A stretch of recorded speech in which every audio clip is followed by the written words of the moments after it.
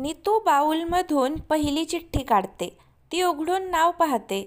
ती सगळ्यांकडे डोळे फिरवते. कोणाचं नाव असेल ऐकण्यासाठी सगळेजण आतुर झालेले होते. नाव आहे ती बोलते. नीतू सांग लवकर, कोणाचं नाव आहे? मामी बोलतात. पहिलं नाव आपल्या नवरीचं आहे, ती हसून बोलते. ती स्टेजवर येऊन एक शायरी म्हणून जागेवर येऊन बसते. असंच सगळ्यांचा नंबर होतो. कोणी डान्स, कोणी कविता, कोणी गाणं म्हणतात. आता साक्षीचा नंबर येतो. तिचं काळीज धडधडायला लागलं. तिला खूप भीती वाटत होती. ती पळून चालली होती. एका साईडनं नीतू येते. ती दुसऱ्या साईडला पळते तर दुसरी मुलगी येते. ती तिकडूनही पळू लागते. पळत जाताना ती कुणालला जोरात धडकते. कुणाल खाली आणि ही त्याच्या अंगावर होती. दोघेही एकमेकांच्या डोळ्यात पाहत होते. तिच्या पाणीदार डोळ्यात त्याला त्याचं प्रतिबिंब दिसतं. ते दोघे इतके हरवून गेले होते की आजूबाजूला माणसं आहेत याचंही भान नव्हतं. त्या दोघांना असं पाहून प्रिया खूप चिडते. कीर्तीचा तर पापड झाला होता.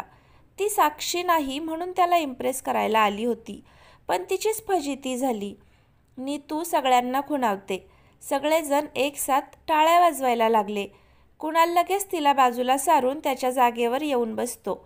साक्षी पळून जाणार होती. लगेच नीतू तिचा हात पकडत स्टेजवर तिला ओढत आणते. वहिनी, अजून कुठे पळून जाणार आहेस? नीतू हसत तिला स्टेजवर सोडून निघून जाते. तिला खूप भीती वाटत होती.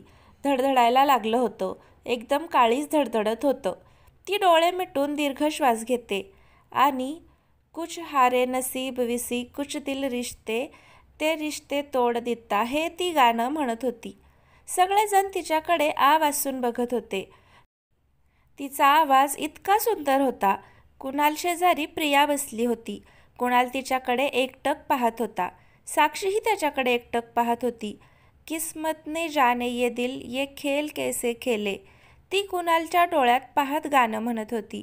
तिचा आवाज ऐकूनच सगळेजण भारावून गेले होते. प्रदीप ती गाणं म्हणत असताना गालात हसत होता. जिसे अपना हाल सुनावा, किसी से अपने जख्म दिखावा, जो बीत गया है मुझ में मैं जानू या दिल जाने. साक्षी गाणं म्हणत असताना रडू लागते. ती कुणालकडे बघतच रडत गाणं म्हणत होती. सगळेजण त्या दोघांकडे बघत होते. नीतू आणि कुणालच्या आईच्याही डोळ्यातून पाणी येतं. ती बघते म्हणून प्रिया मुद्दामून कुणालच्या हातावर किस करते. त्या दोघांना जवळ बघून साक्षीला खूपच भरून येतं. कच्ची थी आस की डोरी एक पल में टूट गई है, ये अपनों की खुदगर्जी खुशियाँ मेरी लूट गई है. ती गाणं म्हणत रडत होती. कुणालला कसं तरीच होतं. त्याच्या डोळ्यात पाणी तरळतं. तो दुसरीकडे तोंड फिरवून घेतो. साक्षी पापणी न पडता त्याच्याकडे पाहत होती. सुना मन का आंगन है, ये कैसा खालीपन है. कुणाल उठून निघून जातो. सगळेजण मोठ्याने टाळ्या वाजवतात. सगळेजण तिच्या गाण्यात खूप हरवून गेले होते. ती रडतच पळत रूममध्ये जाते. साक्षी बेडवर पालथी पडून रडत होती. आज गाण्यातील भावना आणि तिच्या भावना एकच होत्या. ती मोठमोठ्यानं रडू लागली. तिला दरवाजा वाजवल्याचा आवाज येतो. ती वळून बघते तर प्रिया हातात चाकू घेऊन आलेली होती. साक्षी घाबरून उठून उभी राहते. प्रिया दरवाजा लॉक करते. प्रिया. साक्षीच्या तोंडून शब्दही निघेना. ती तिच्या हातातला चाकू बघून खूप घाबरून गेली होती. प्रिया हसतच तिच्याजवळ येते. साक्षी मागे मागे जात होती. प्रिया चाकू एका टेबलावर ठेवून देते. प्रिया, तू चाकू कशाला आणला आहेस? साक्षी अडखळत चाकूकडे पाहत बोलत होती. रिलॅक्स साक्षी, मी तुला काहीही करणार नाही, प्रिया बेडवर बसत बोलते.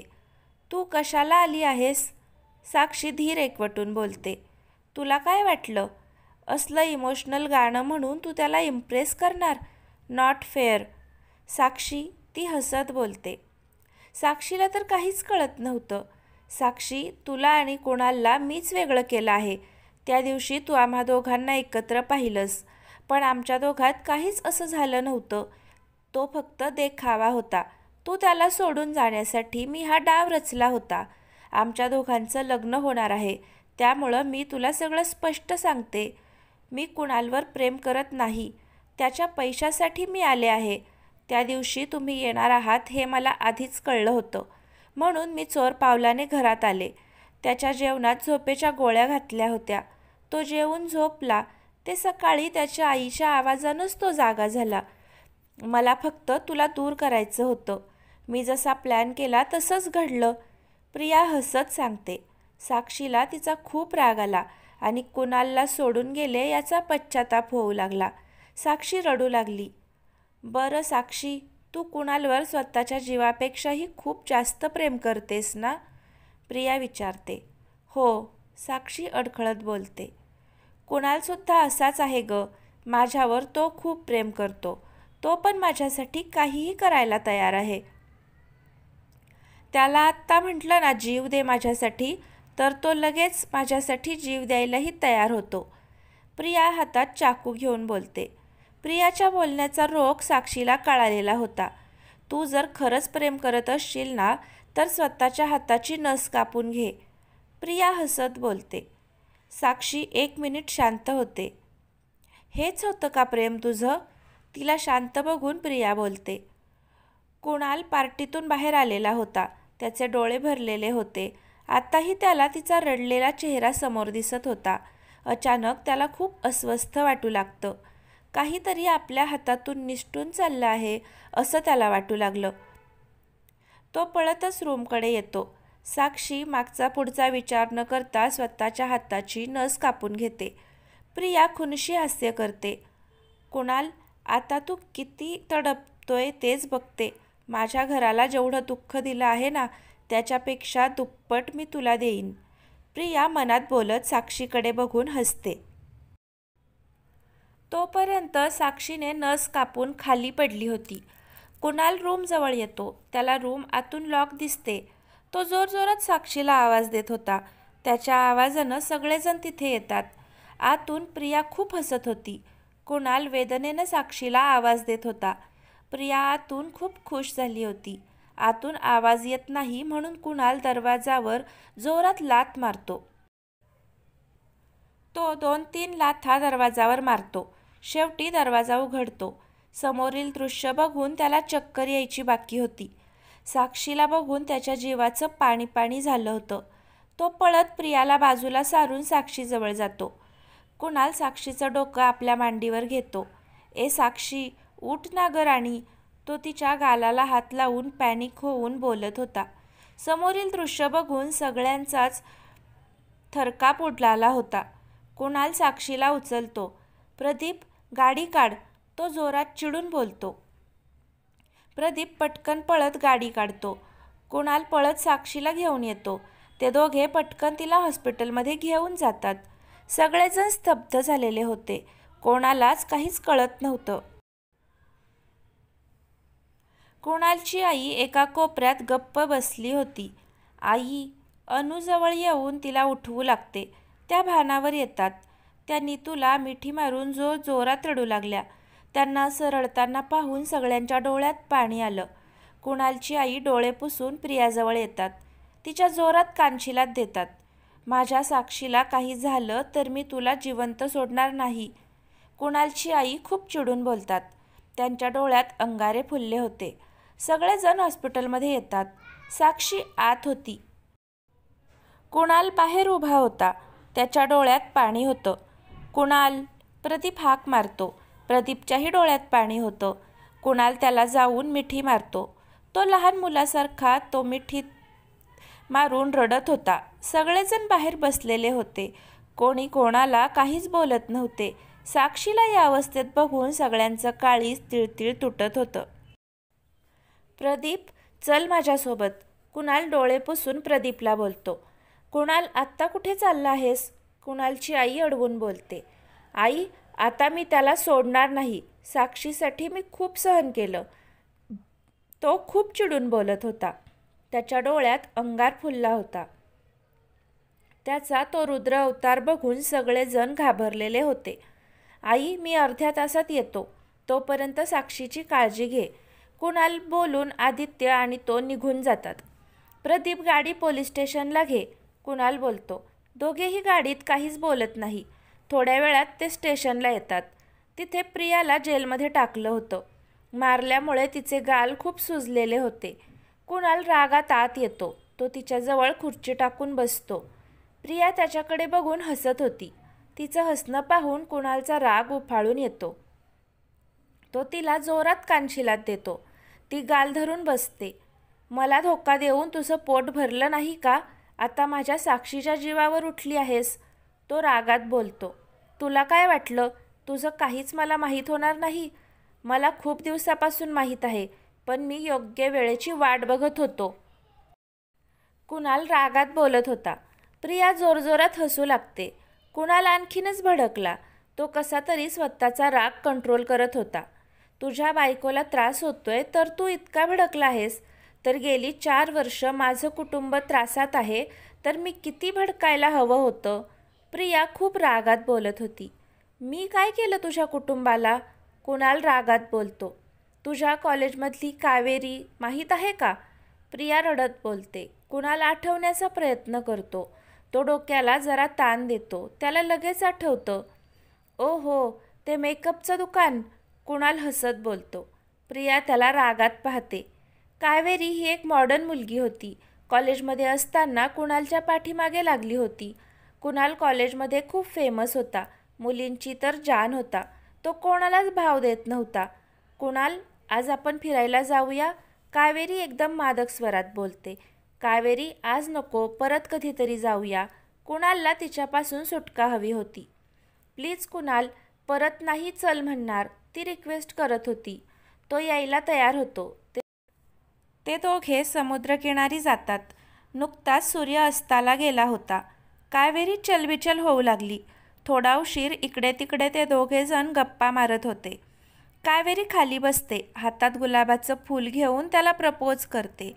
I love you Kunal, Kaveri बोलते. व्हॉट? कावेरी. कुणाल शॉक झालेला होता. हो कुणाल, मी तुझ्यावर खूप प्रेम करते. तू मला खूप आवडतोस. तुझी ती अदा, तुझे नसिले डोळे, फिट बॉडी, मी तुझ्यावर खूप फिदा आहे. ती त्याच्या डोळ्यात डोळे घालून बोलते. सॉरी कावेरी, पण माझं तुझ्यावर प्रेम नाही, आणि एकतर्फी प्रेम हे जास्ती दिवस टिकत नाही. कुणाल बोलून निघून जातो. तिथं थांबायची त्याला इच्छा नव्हती. कुणाल, मी तुझ्यावर खूप प्रेम करते. मी तुला दुसऱ्या कोणाचा होऊ देणार नाही, कावेरी पाठीमागून रागाने बोलते. ती खूप रागात होती. माझ्यात काय कमी आहे? तू मला धिडकारलं. तुला मी कधीच सुखी राहू देणार नाही, कावेरी मनात बोलत चरफडत होती. त्या दिवशी एवढंच झालं होतं, कुणाल बोलतो. कुणाल, कावेरी ही माझी मोठी बहीण होती. ती माझ्यासोबत सगळं शेअर करत होती. ती तुझ्यावर खूप प्रेम करत होती. त्या दिवशी जे काही घडलं ते तिने मला सांगितलं. खूप रडत होती. तिचा इगो दुखावला होता. माझ्या बहिणीमध्ये काय कमी होतं? प्रिया रागात बोलते. कुणाल कावेरीचा चेहरा आठवून हसू लागला. प्रिया, तिचं थोबाड बघितलं की मला इरिटेट होत असे. ती आणि तिचा मेकअप, एखादी चुडेलसारखी ती दिसत असायची. कुणाल हसत बोलतो. सगळेजण हसू लागले. माझी बहीण या जगात नाहीये, प्रिया ओरडून बोलते. सगळेजण गप्प होतात. काय झालं तिला? कुणाल बोलतो. तुझ्यामुळं माझी बहीण या जगात नाहीये, प्रिया. मी काय केलं तिला? कुणाल बोलतो. तिनं तुला प्रपोज केलं त्या दिवशी तिनं मला फोन केला. हॅलो दीदी, तू कुठे आहेस? प्रिया. कावेरी रडत बोलते. दीदी, काय झालं? तू रडतेस का? प्रिया काळजीनं बोलते. कावेरी तिला सर्व हकीकत सांगते. मी घरी येणार नाही. कुणाल माझ्या आयुष्यात नाही तर मी जगून तरी काय करणार? कावेरी रडत बोलून फोन ठेवते. मी तिला किती फोन केले, पण तिचा फोन नॉट रिचेबल येत होता. थोड्या वेळानं बाबांना हॉस्पिटलमधून फोन येतो. कावेरीचा ॲक्सिडेंट झाला होता आणि ती शेवटच्या घटका मोजत होती. आम्ही सगळेजण पळत हॉस्पिटलला गेलो. तिला त्या अवस्थेत बघून आमचं काळीज तिळतिळ तुटत होतं. शेवटीसुद्धा तिच्या तोंडात तुझंच नाव होतं. तेव्हाच मी ठरवलं की तुला सुखानं जगू देणार नाही. म्हणून मी प्रेमाचं नाटक केलं. प्रिया चिडून बोलते. आता साक्षीला या अवस्थेत बघून तुला त्रास होतोय ना? तसाच त्रास तुझ्यामुळं माझ्या कुटुंबाला झाला आहे, म्हणून मी त्याचा बदला घ्यायला आले होते. प्रिया रागात बोलते.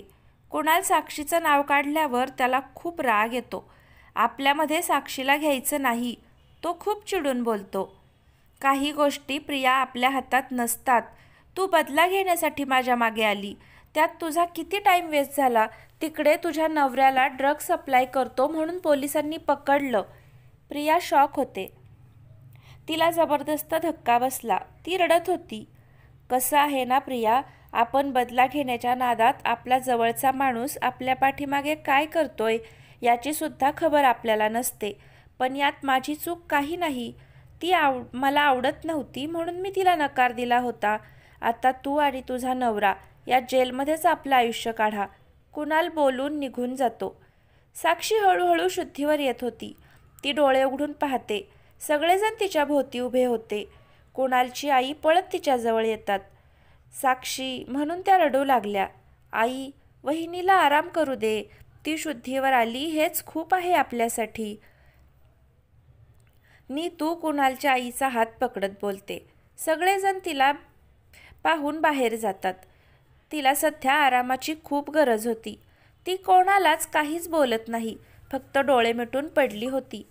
थोड्या वेळात कुणाल येतो. सगळ्यांकडे एक नजर टाकतो. त्याच्या आईजवळ येतो. आई, घरी जा तुम्ही सगळे. मी आहे इथं. जाऊन आराम करा. कुणाल शांतपणे बोलतो. प्रिया कुठे आहे? कुणालची आई विचारते. जेलमध्ये, तो निर्विकारपणे बोलतो. अरे पण, त्या बोलत होत्या.